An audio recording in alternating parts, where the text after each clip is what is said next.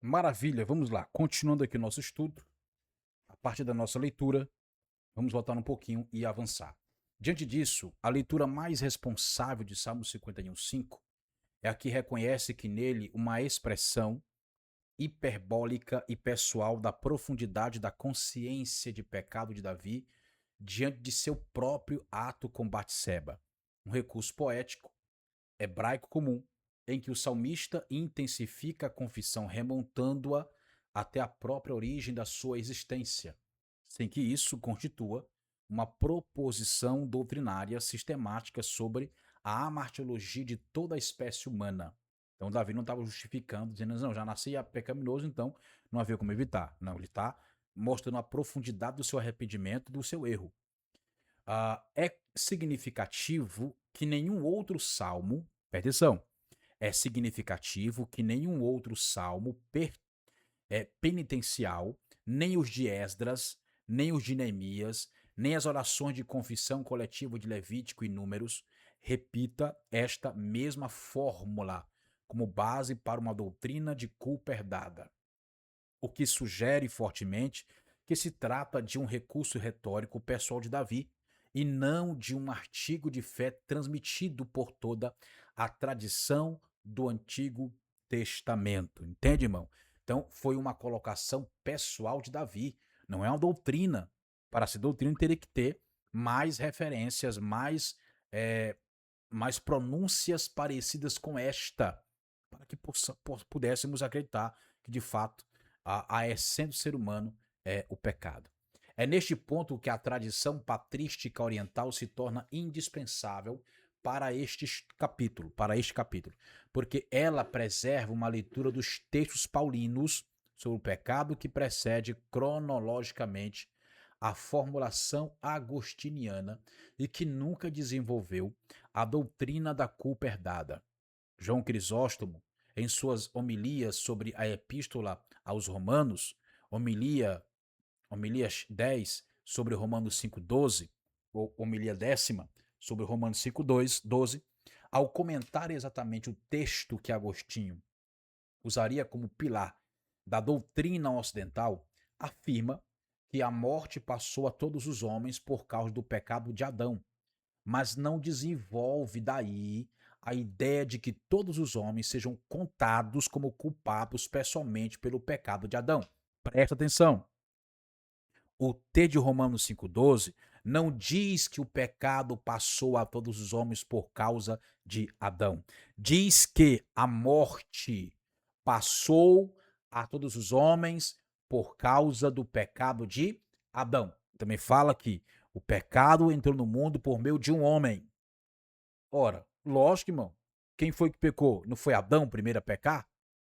O cabeça da humanidade, que Deus colocou ele como cabeça, como rei, embora a mulher tenha pecado primeiro, mas ele é o culpado porque ele era líder, cabeça, tá? Então, ao invés dele justificar a sua esposa, ele culpou-a pelo pecado que havia cometido e também culpou a Deus pelo pecado que ele próprio havia cometido contra Deus. Mas não é o pecado que passou a todos os homens, mas a morte passou a todos os homens. Por quê? Naquele momento, Adão, ele assumiu a mortalidade. Não, ele não escolheu a imortalidade ao comer da árvore da vida.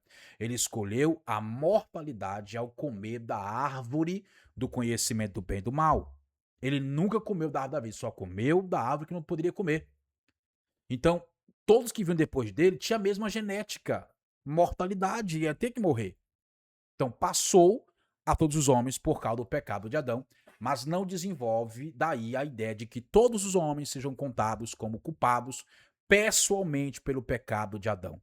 Para Crisóstomo e para toda a tradição grega que o segue, incluindo os padres capadócios, o que se herda de Adão é a mortalidade e a condição de fraqueza moral, natureza caída.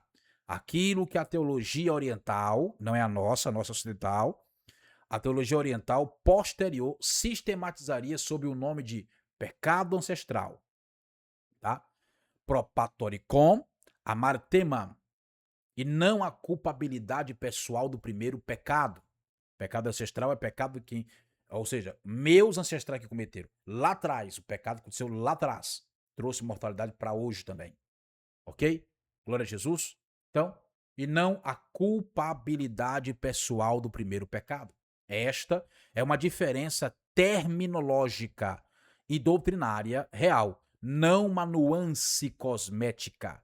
O Ocidente, seguindo Agostinho no seu embate contra Pelágio, desenvolveu o conceito de reatos culpae, a culpa herdada, imputada legalmente a cada ser humano desde a concepção.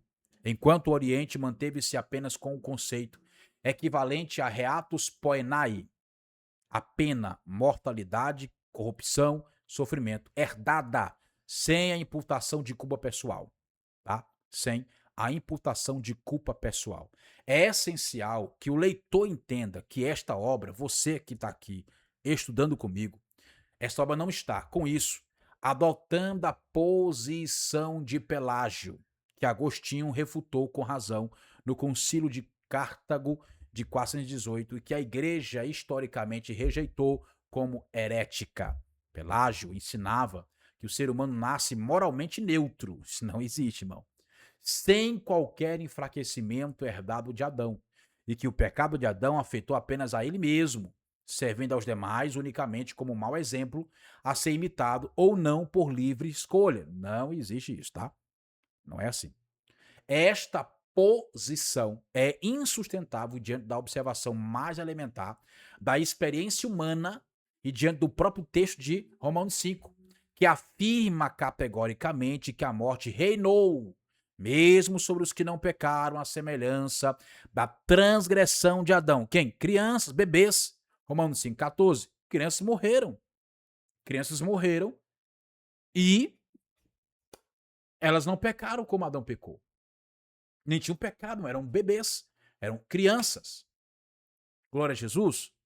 Mas por que elas morreram? Porque a morte passou a todos os homens. A todos os homens, devido ao pecado de Adão. Tá? Então a pena passou para todos nós. Ok? Incluindo, portanto, os que morreram, os que morrem sem capacidade de pecado consciente, como as crianças. Se o pecado fosse mera imitação voluntária, como ensinava Pelágio, não haveria explicação bíblica para a morte de um bebê que nunca pecou por vontade própria.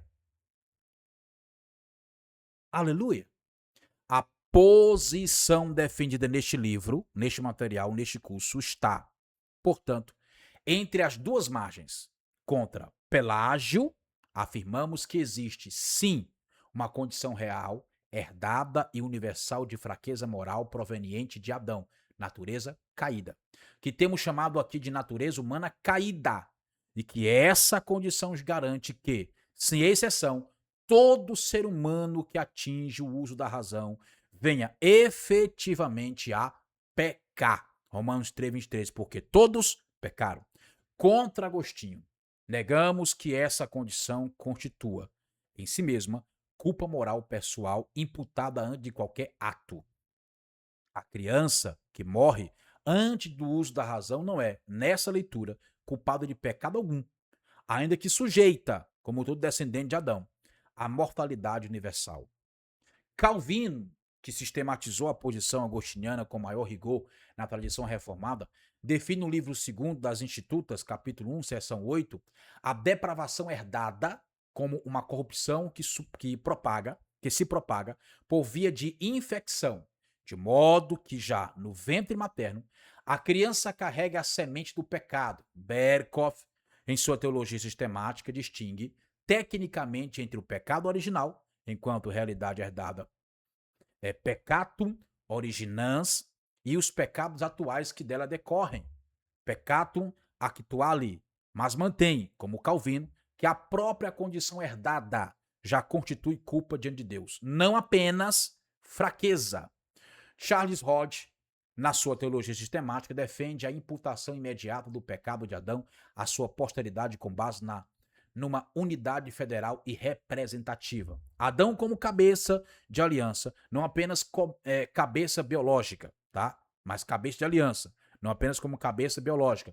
Uma posição que examinaremos com atenção no capítulo 2 desta obra. Porque é precisamente aqui que located, ou seja, que há toda essa locação, tá? Que nós encontramos a divergência mais decisiva entre a tradição que contestamos e a tese que este livro sustenta. A diferença em tratar Adão como representante legal e federal de toda a humanidade, cuja transgressão é contabilizada juridicamente contra cada descendente antes mesmo de existir como alma individual e tratar Adão como cabeça biológica da espécie, cuja queda transmite fraqueza e mortalidade física à sua descendência, sem que isso implique um veredito judicial de culpa pessoal contra cada criança ante qualquer ato próprio. Aleluia. Veja só, já falei alguns nomes aqui que defendem algo parecido com a ideia de natureza pecaminosa, tá? Calvino, Charlie Hodge, Berkhoff. São pessoas, são teólogos que surgiram na história e que defendiam parecido com Agostinho, tá? Wesley, John Wesley, por sua vez, embora aceite a doutrina da depravação total na linha reformada, desenvolve a partir dela a sua doutrina da graça preveniente, segundo a qual todo ser humano recebe, já a partir do nascimento e por causa da obra universal de Cristo, uma medida de graça que restaura parcialmente a capacidade de resposta moral. O que, note-se, já é uma tentativa interna à própria tradição ocidental de suavizar as consequências mais duras da imputação agostiniana pura, aproximando-se ainda que por um caminho diferente da distinção que aqui defendemos entre a gravidade da queda e a ausência de culpa pessoal automática. Concluímos este primeiro capítulo, portanto, estabelecendo o fundamento sobre o qual os dois capítulos seguintes da parte 1 serão edificados. A escritura, lida em seu vocabulário hebraico e grego original, tá? À luz dos testemunhos patrísticos oriental mais antigo que a formulação agostiniana e em diálogo honesto com o comentário rabínico sobre o texto do Antigo Testamento, mais centrais ao debate. Sustenta a existência de uma natureza humana caída, não pecaminosa, tá? Então vai contra o que Calvino pregou, Berkhoff, Hodge, todos esses pregaram, ok? A universal herdada que torna o pecado pessoal uma certeza, sustenta a existência de uma natureza humana caída, universal, herdada, que torna o pecado pessoal uma certeza estatística e existencial para todo ser humano que atinja o uso da razão. Mas não sustenta, com o mesmo rigor exegético, a doutrina de que o ser humano nasça já culpado, já pecador no sentido jurídico-moral do termo, antes de qualquer ato de sua própria vontade. Esta distinção que devolve ao pecado seu caráter de ato, como a própria etimologia de chatar e amartia exige, sem negar a realidade, nem a universalidade da queda, será aprofundada no capítulo seguinte, onde examinaremos, com todo detalhe exegético necessário, a natureza exata da headship adâmica, ou seja, a herança adâmica, em Romanos 5, 12 a 21. Tá? A queda de Adão para todos nós. Então vamos lá, vamos entender sobre isso aqui a partir da nossa próxima aula. Louvado seja o nome de Jesus. Então, pegue esse e-book, leia com atenção, analise com cuidado. Tá? Vamos juntos avançar no entendimento da palavra de Deus. Fique na parte enquanto na próxima aula, no próximo vídeo. Paz.